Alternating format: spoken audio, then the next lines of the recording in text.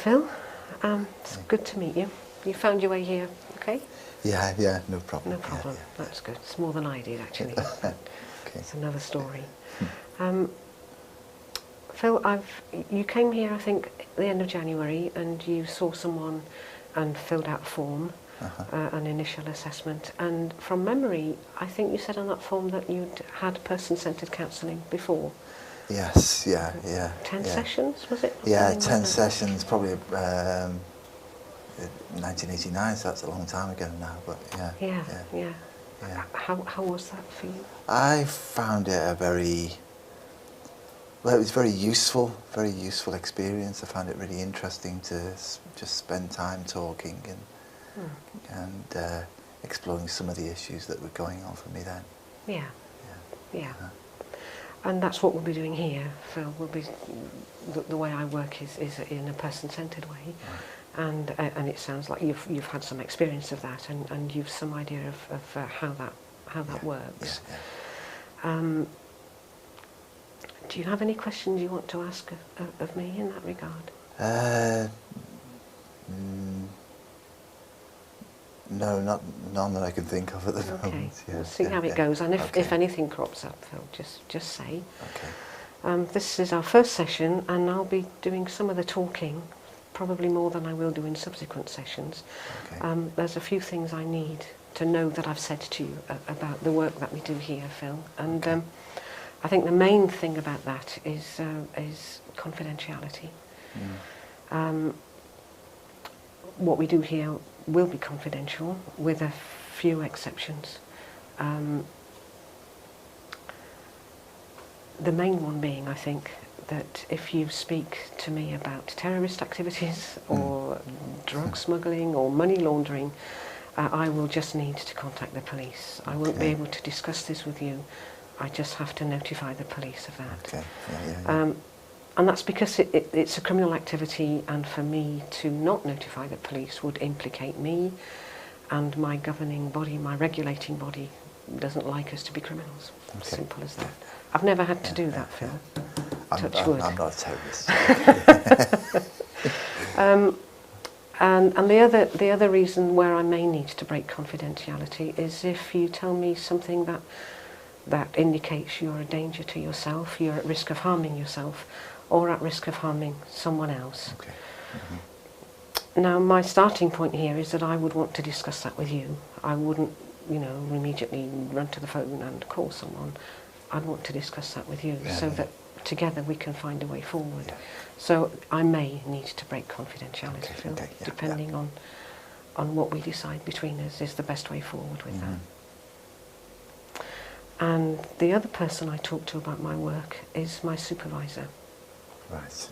I see my supervisor once a month, and that's a requirement of BACP. Okay. And the purpose of that is to look at how I'm working, whether I'm working ethically, safely, professionally, and in your best interests. So we talk about my work in relation to you. I don't use my clients' real names, Phil. I preserve anonymity wherever possible. And it stays within our appropriately boundaried setting between me and my supervisor. Right. Yeah. Does that seem okay? Yeah. Yeah. That's all right. Yeah. Okay. Okay. Sessions are normally 50 minutes. And usually they're weekly. I don't think there's anything set in stone about that. Right. But I think certainly at the beginning I find it helpful to see clients weekly so that we can just get to know one another, understand how we're working here, and I think that just helps us establish our relationship more quickly. And if it needs to be different, well then we'll work that out. Okay. We'll see how that pans out. Yeah. I think that's all I need to say at the minute, Phil. Have you got anything you want to say to me? Well, no, I understand all that. In terms of why I'm here, I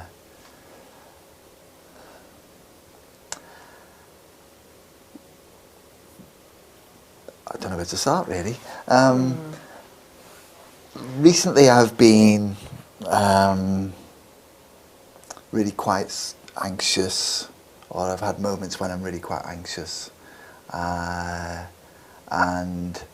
I'm usually not, which is I usually think that I'm kind of quite laid back and take things as they come, and yet in the last few weeks I've been aware of the fact that that I'm getting quite anxious about things, and really just wanted, I suppose, I know that's a very sort of general statement, but that would be that's what I suppose that's what I've come with, really, is the kind of anxiety, stress levels.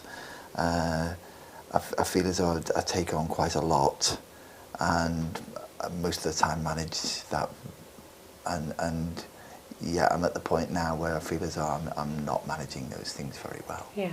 So that's one thing I sort of want to look at, and the other things are around sort of putting some of those things off. I'm really I'm quite good at not getting around to doing things, which then obviously becomes circular. So that, well, I think it's obvious. You know, I have things to do. I get anxious about all the things I've got to do, and then I kind of avoid some of the things, and as I'm saying it, it seems really silly, but it's not. It's real. Yeah. Yeah, yeah. Yeah. You're feeling anxious, and you're not an anxious person. Normally you deal with things. It's not something that happens to you, it sounds like, Phil. And you're procrastinating, and normally you're someone who gets on with things, and you're aware that you're not managing that so well at the minute. Yeah, and yes, I don't, and as I say, I don't really know. I don't know what's changed.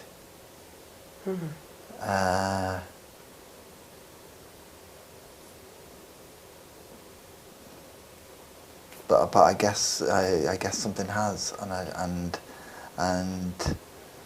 that's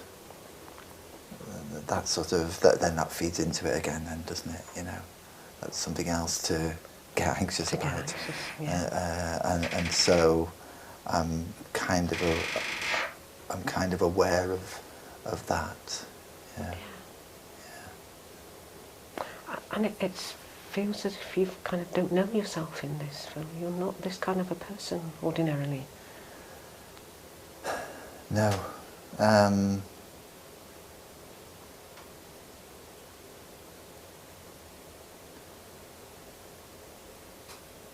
No, I'm not. I kind of.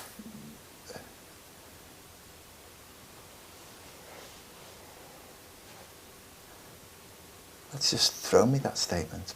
But if I feel a little bit, I suppose that part of me feels a bit like that. Feels a little bit like I feel a bit lost. And again, I usually think that I've got a pretty good sense of who I am, a good sense of self. And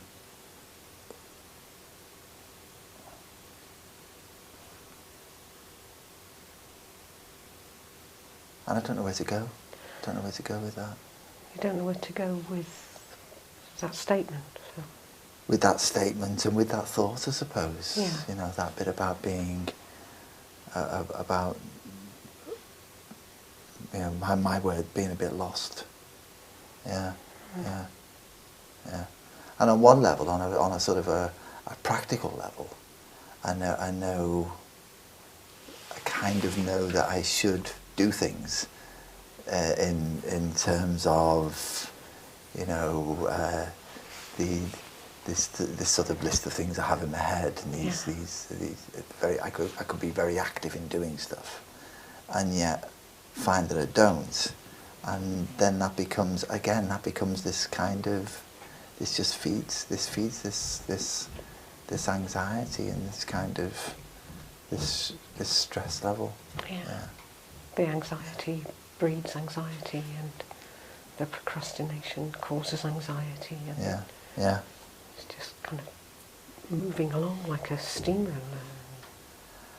I get that sense of movement. I get the sense of, and yet, and I get a sense of movement with that. Like as though things are running a little bit out, running a bit beyond me. Like as though I'm not really quite in control of it. Mm-hmm.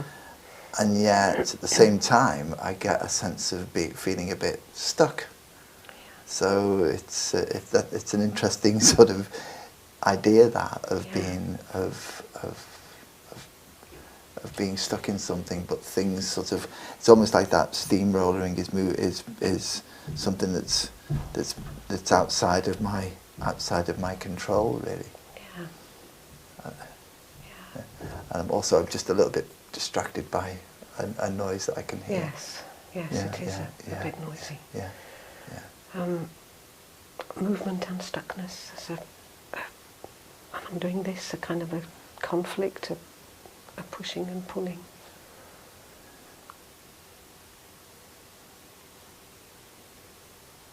Yeah, I don't know where quite that's, because I'm feeling that too, but I'm not sure quite where that is. It's not taking you where you want to go, but it's moving, not taking you where you want to be, taking you somewhere where you can't control and don't like to be.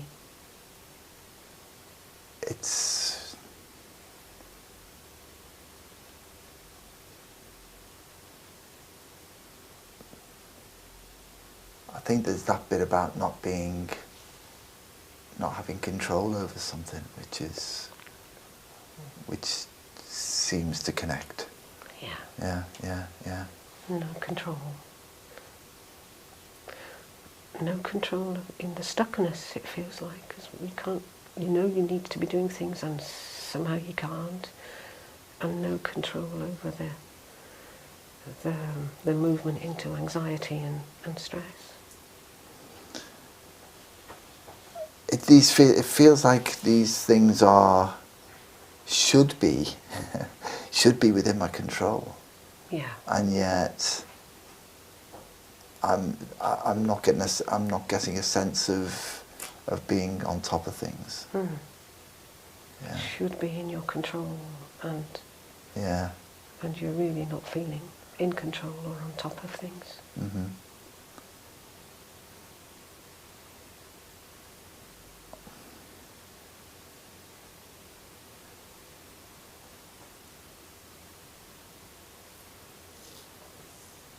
Mm. Yeah. And that seems to really puzzle you, Phil, as we're sitting here. Yeah. It seems to really puzzle you. Yeah, because I don't really know what to do with it. I feel as though I sort of should have the answers,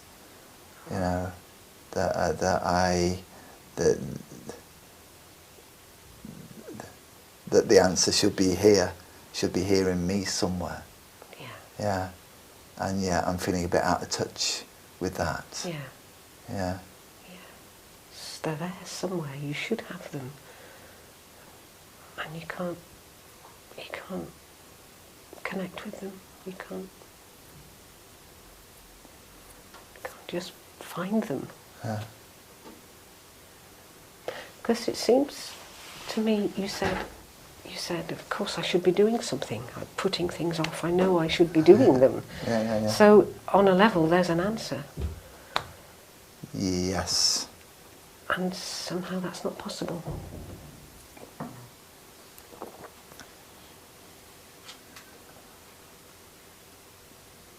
Yeah. And I can't make sense of that. I don't know why that is. That hasn't been a problem for me before. No. Yeah. And so part of me is thinking, what's changed? There must be a reason. Yeah. And something must have changed. Yeah. But the more I think there's one thing which is, on one level, I can see the answer is, well, just do it. I've got loads of stuff to do. Just do it. Yeah. But then on another level, there's the kind of, well, what's changed that I'm not doing that? You know, what part of me is stopping me from doing that? Yeah. And I suppose what's that about? So part of me would like to just be able to get on with stuff and deal with it, and I'm making an assumption that if I do all these things that the anxiety will go away. And then part of me is thinking, but how is it that I'm not doing them now, whereas I was in the past, whereas I could keep on top of stuff in the past. So there's a couple of at least a couple of things going on there for me. Yeah. It feels like there's two parts of you in different, maybe this isn't right at all, but in different camps really. One is saying, yeah, of course, I've got this and this and this to do, so just sit down and do it, or just get on and do it. Yeah. And the other part, there's another part that doesn't see it that way at all.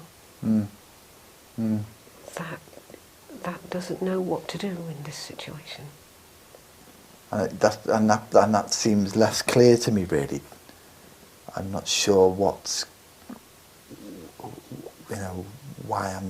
I almost feel, as you were saying that, I almost feel as though the word sabotage came to mind. It's almost like I'm sabotaging myself. Yeah. You know, I've got these things to do. I do some of them. You know, I'm not sitting around doing nothing. I do some of them, and then I don't do some of the other things, and then I have this, and then I end up anxious about it. And as I say, that it's that kind of internal. There's something going on, isn't there? And that's what I'd ideally like to be able to explore in our sessions. Is there's something going on, that kind of internal pull or internal conflict. And I'd really like to just be able to make sense of that. Yeah. And what it is that I'm doing, which is stopping myself from doing things. Doesn't make any sense to me. No. Doesn't make any sense that I should be doing stuff or not doing some things and not doing other things, and ending up feeling anxious and stressed. When it seems, on one level, it seems so simple to deal with it, and yet I'm not. And that's part of this thing that's sort of, I suppose, confusing me, really. Yeah. On one level, it's so simple. You know what you've got to do, and you've just got to do it. And it feels like you understand that part quite well, Phil. The other part you experience as sabotaging you.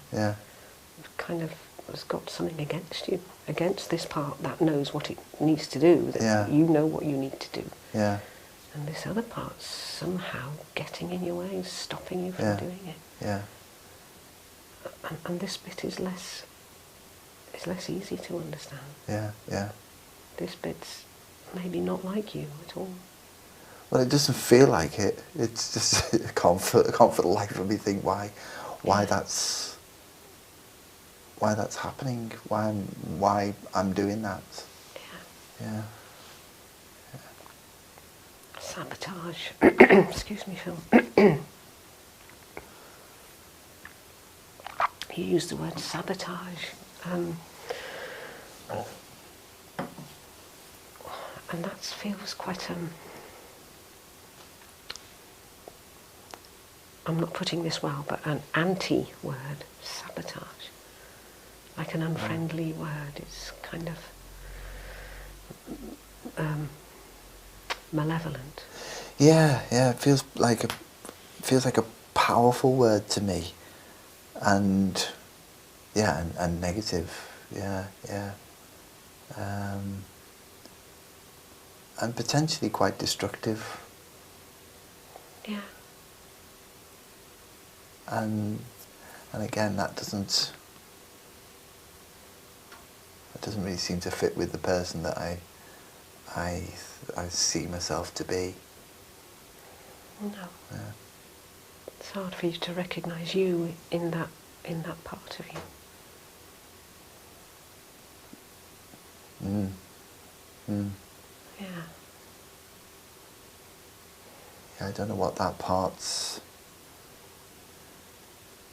Don't know what that part's about really. I feel a bit sort of out of touch with that. Yeah. Yeah. Kind of. What's brought this out? What's happened to make it this way? Kind of. I've lost my thread as I was saying that. Okay. Kind of eluding me as I Right. speak this part. Right. Right.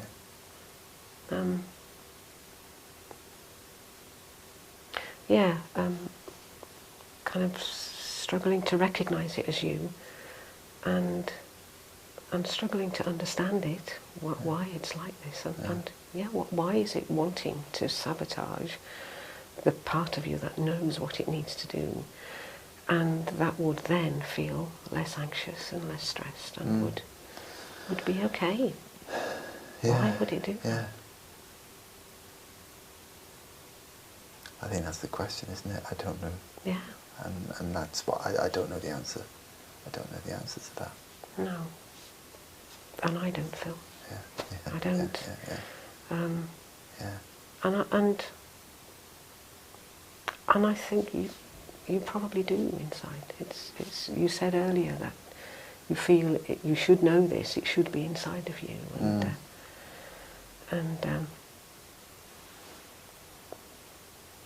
and hopefully as we talk about this and explore it, that will emerge. Mm. Mm.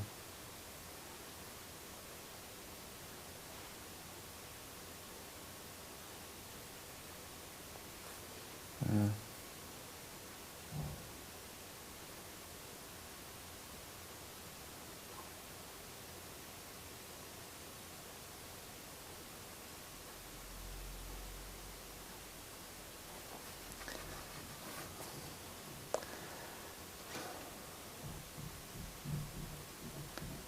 Feeling quite sad, actually, as I just spend time thinking about that. Sad. Yeah, yeah.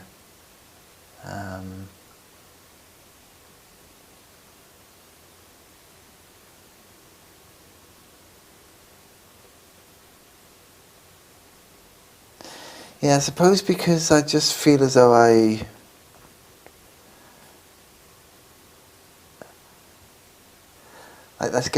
feel as though that's just getting in the way of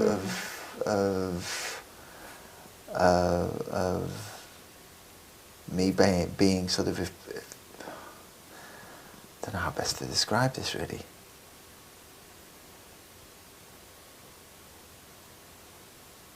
Earlier on, I think I mentioned, I sort of said lost, used the word lost, and that's come back. And I'm getting that sense of having lost part of me, or, you know, a bit of me that seems really important, that I'm kind of a bit out of touch with. And that part really seems to represent that, if you like. That bit about sort of getting in the way and sabotaging. Yeah. It's getting in the way of me, you know, doing some of the things that I want to do, that I you know, some of the stuff that I used to do, that I used to enjoy, and that I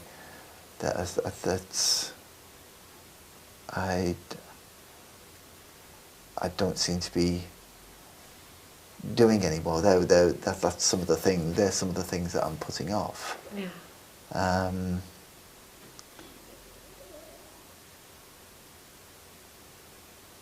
And so that's kind of, yeah, I suppose that's when I said sad, that would be it, that would be it, that would be, I suppose, you know, losing that bit or being out of touch with that bit of me that seems like an important bit. Yeah. Yeah. And that's gone, or it's not gone, but I'm just not, I don't feel connected to it. No. Yeah. No. I'm not connected to that part. Yeah. A part that you seem to know really well, Phil, and a part that you seem to like, and a part that is a big part of you, it sounds like. And it feels disconnected also, or not in touch with, not understanding this other part that is getting in your way, that is keeping you from being who you know yourself as.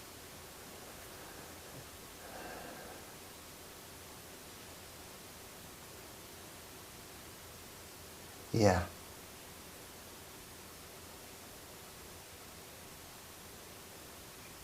Yeah, but again, I just come back to feeling stuck with it. Yeah. When you said you felt sad, I felt sad also, and I felt sad for the other part. I was quite surprised when you said you felt sad for the part of you that does things and enjoys doing things and gets things done. And Right. I really felt sadness for the other part. For the part which... For the part who's sabotaging you. Right. I'm not sure why I felt that, but I became aware of it when you said that your sadness was for the other part of you. I don't know if that helps. That was my response to your word sad.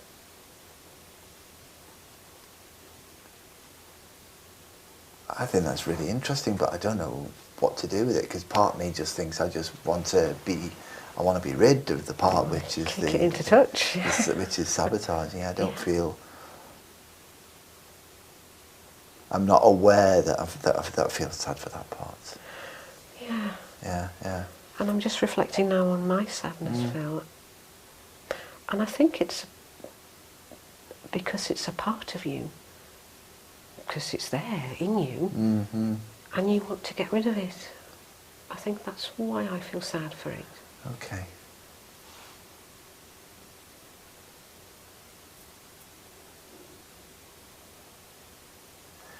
Okay. Am I making any sense at all? Yes. Yes and no. Okay, it's a starting point. Yeah. I suppose maybe rather than kicking it into touch, maybe understanding it. I would like to understand better, you know, what it is, what it's doing, what purpose it's serving.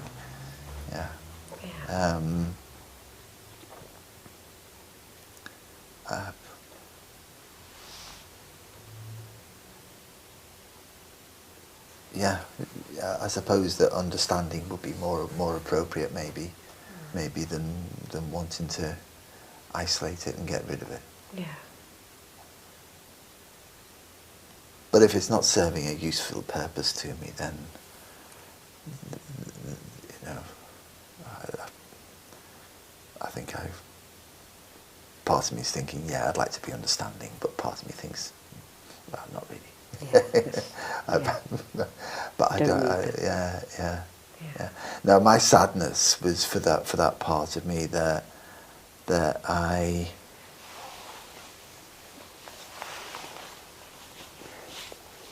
feel as though I was being kind of put down, suppressed by that part, by the part that's not let me get on with stuff.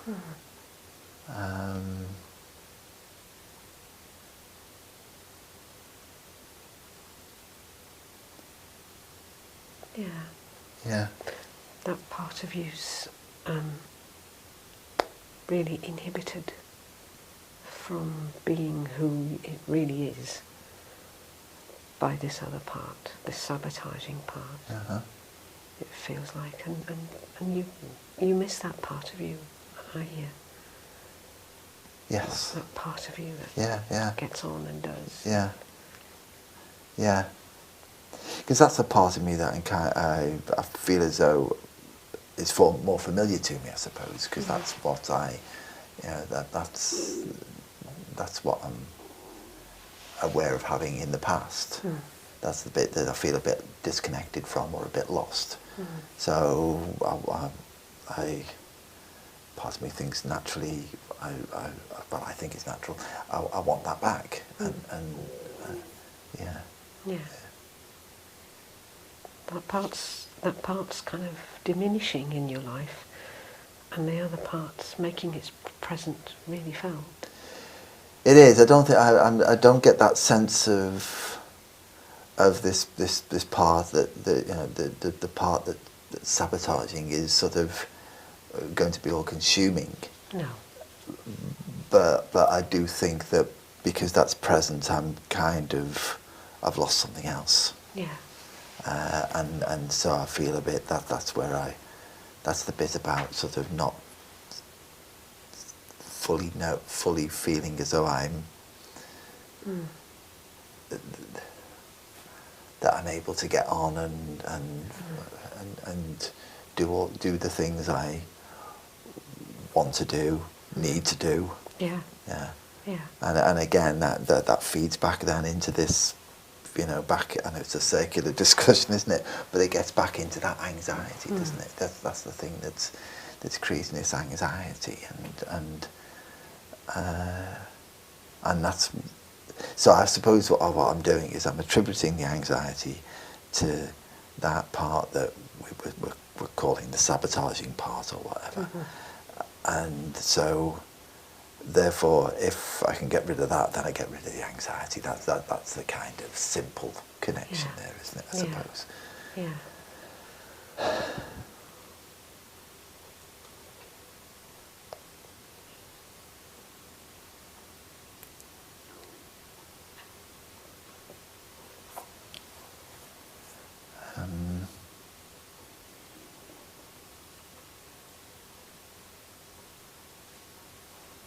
Yeah. I don't know where to go with that. I don't know what to do with it. Yeah.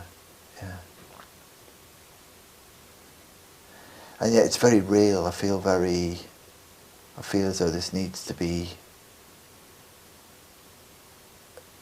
addressed, I suppose is the word that, yeah. It's the sabotaging part. Certainly seems to be grabbing your attention. Yeah, and yet before we started talking, I wasn't really aware. I wasn't really aware of that.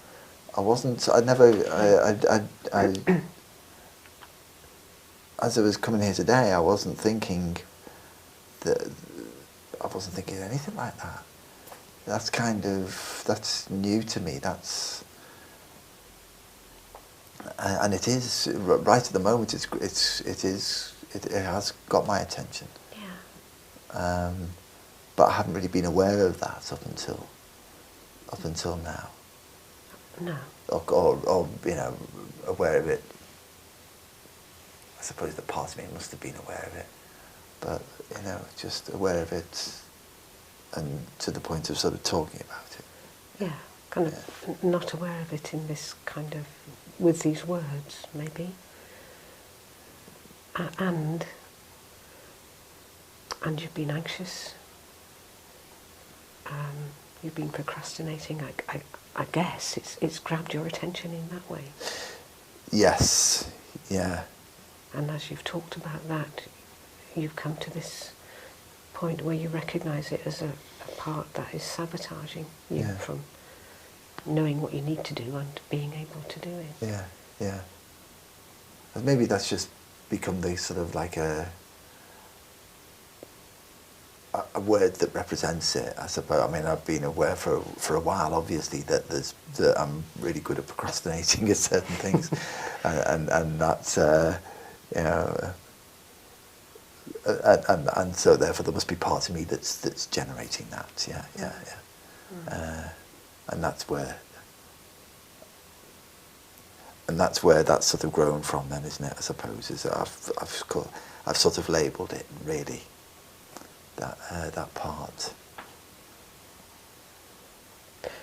Yeah, and the word for me is recognition, I think. Okay, right. Phil, you've kind of talked about it and recognised it as this part, as part of you, a part of you that is getting in your way, a part of you that you said you'd like to address here, and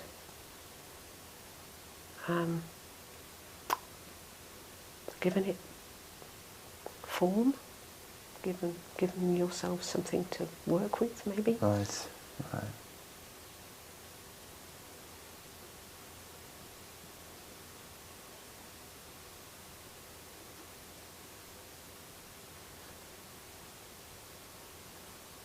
And yet I keep coming back to this point of stuck.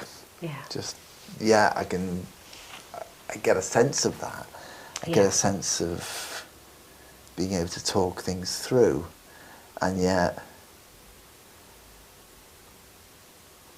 I know it's a process, but I just feel as though I don't know what to do with that. I feel a bit more aware of it, but I don't know what to do with it. I don't know what to do with it. It doesn't give you a way forward, just knowing this. Right, in this form, it feels like you're still stuck with this, in this situation where you feel anxious, and you know what you need to do, and you just can't get around to doing it. You just can't do what it is that you know you need to do.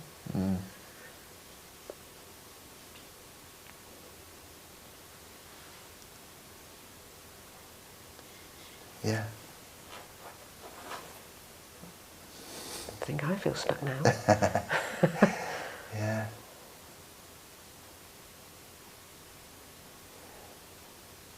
It feels really heavy to me, actually. It feels like a big weight that's holding me down at the moment. It's keeping me stuck.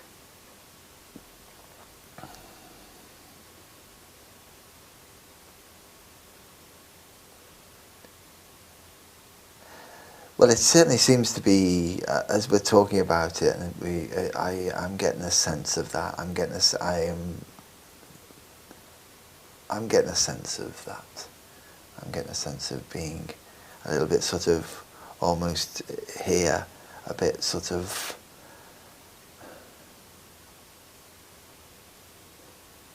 aware of the fact that I've got to take, it seems to be inside here for me. Like as though I've got to, like I'm carrying that, and that's new for me, because that certainly wasn't present before I started here talking about it. So I get a sense of it almost like that sense of it being holding me back or holding me down.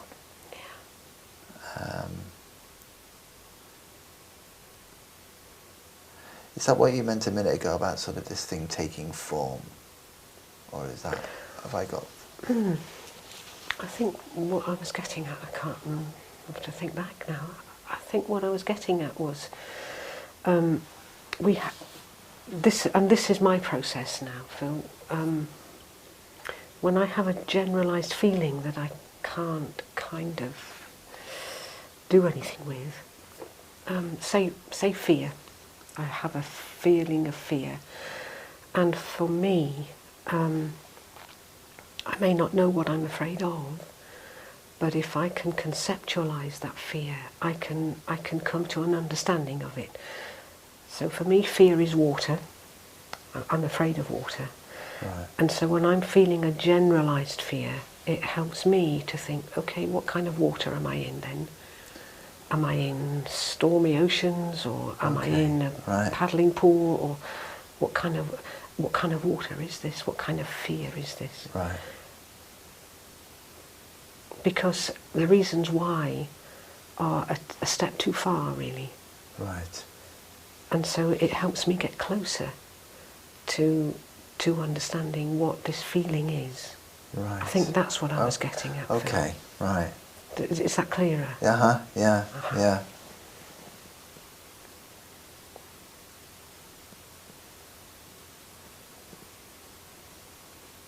In which case, that part that we're talking about, that sabotaging part, I just see as or just sense at the moment as being a weight inside me. That's holding me down, but also is.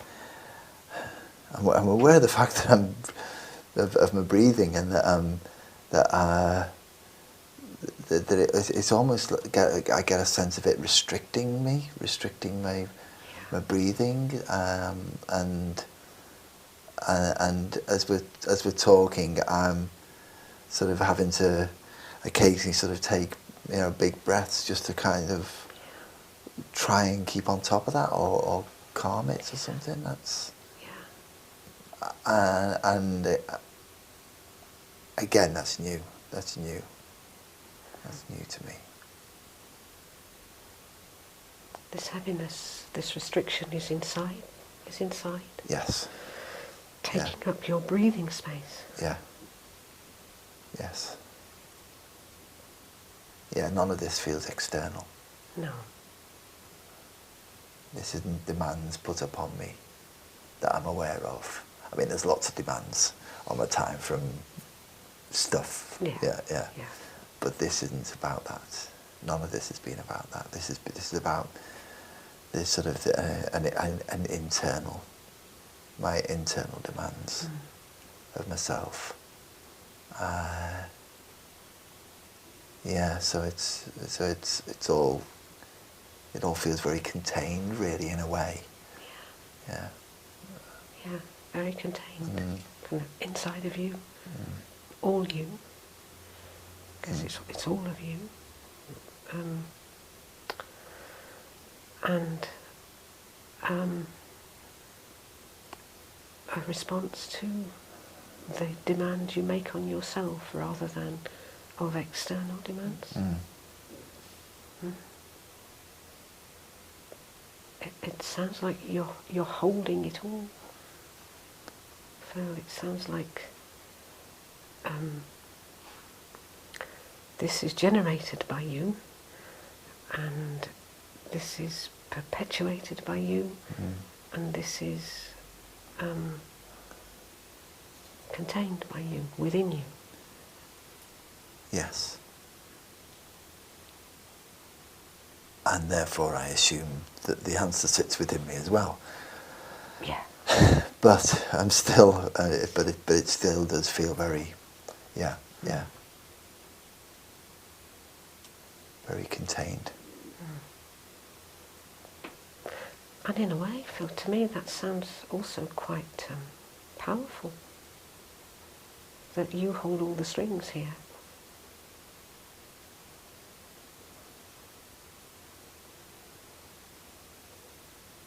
Okay. To me, that may not be the same at all for you. No, I think that kind of almost brings me back to one of the original things I said, which was that bit about sort of,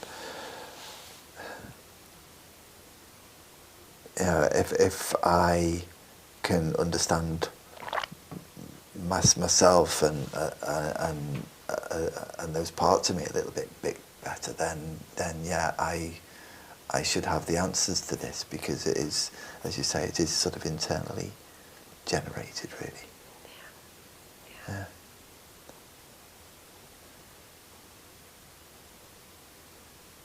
But it's how to move, isn't it? I suppose it's. I think there's a.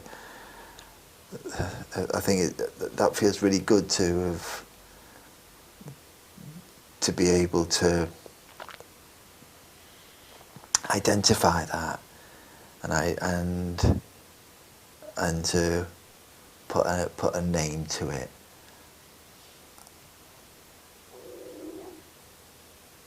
And yet, full circle, still feel stuck. Yeah. You know, and that's maybe that. You know, that's just.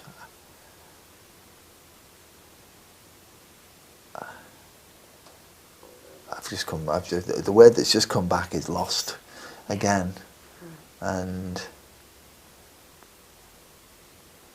then again, still not really sure how to move on that. No. Yeah.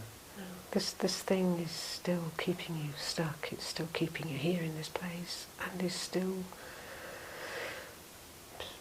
commanding your attention.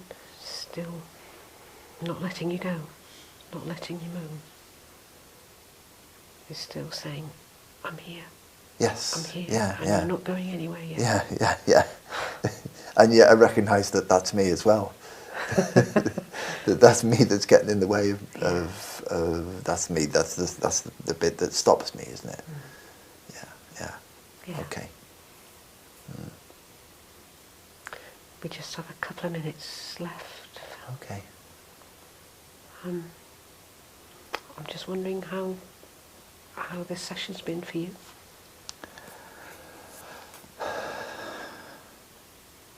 Well, I found it really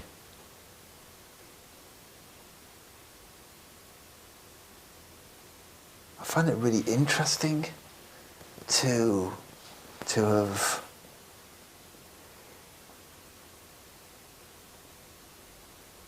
to begin to get a clearer understanding of what's going on. I feel as though I've got something to work with, and I don't know how I'm going to work with it, but I feel as though I've got something to work with. I feel as though it's been really useful for me to have explored and to have put to begin to identify that part of me that's getting in the way of what I want to achieve. Yeah. And I found that really useful to have spent time just talking things through and just getting in touch with some of the stuff that's going on for me. Yeah. Don't know where it's going, but I found it very, and the time's flown. Yeah. It nearly caught me out, actually. Yeah. Okay. So would you like to come back next week? I would, yeah. So same time, is that okay for you? That'd be great, thank you. Yeah. I look forward to that, Phil. Thank you. Thank you. Good. Elaine, thank you so much for agreeing to be filmed today. And if you're willing, I'd just like to ask you a couple of questions about your approach to counselling and also the session that you've just had. Is that okay? Yeah.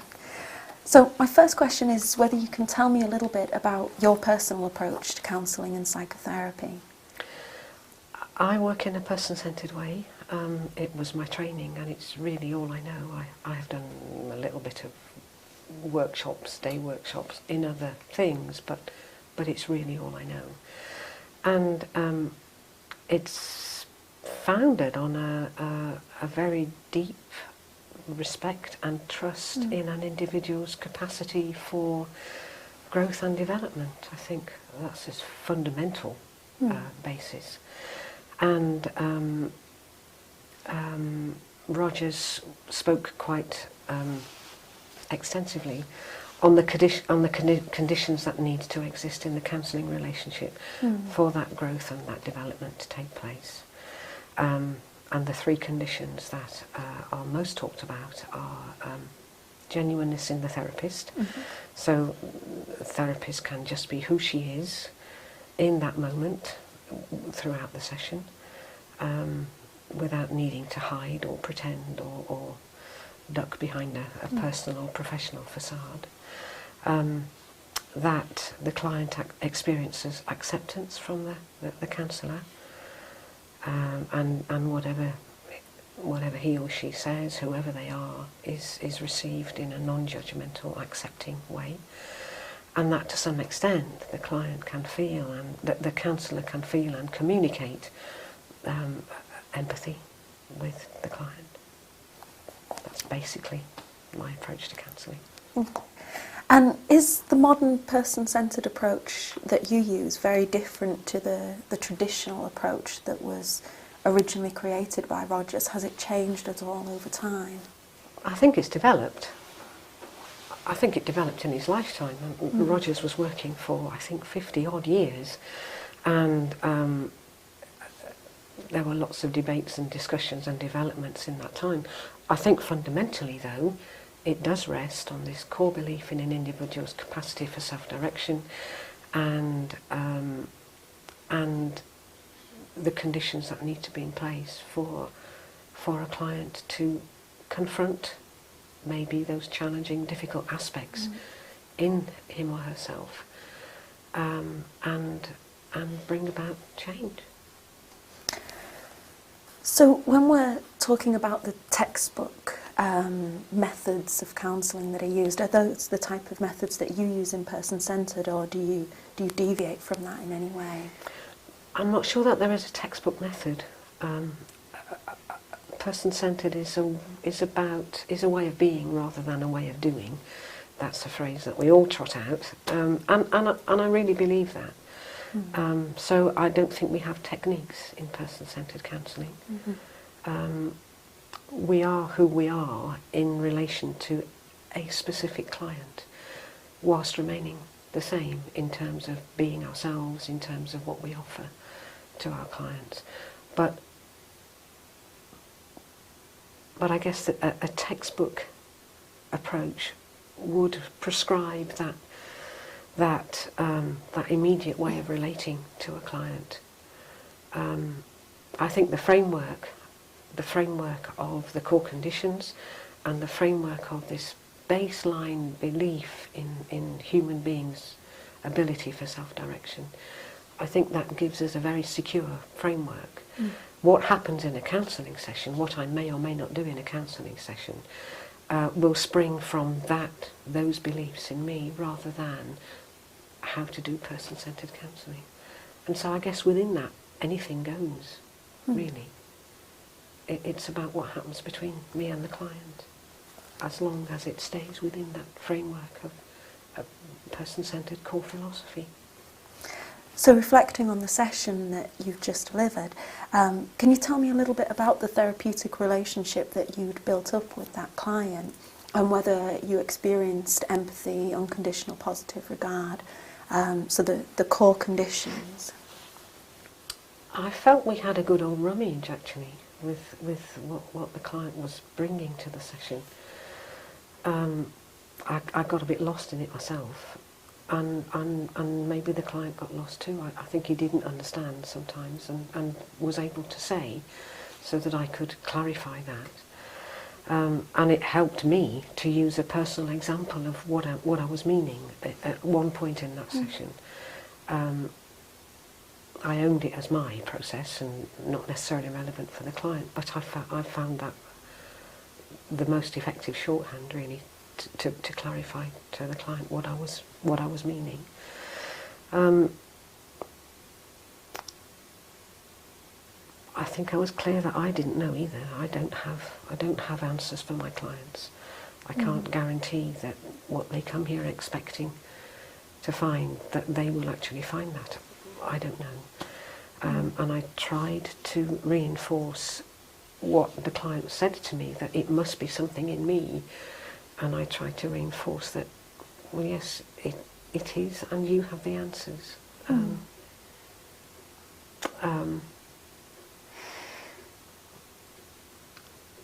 I think reflecting is part of what anyone who is listening needs to do. I think that's our way of saying, this is what you've just told me, just have a look at that. Is that how it is, really, when you see it from that perspective? And I think it can be a very powerful way of responding to a client. And I can't remember, but I'm sure I did some of that.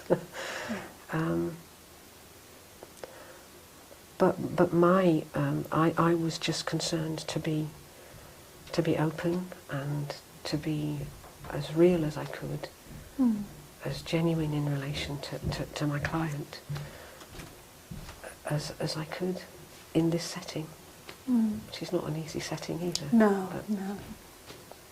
That was really all I was striving to do.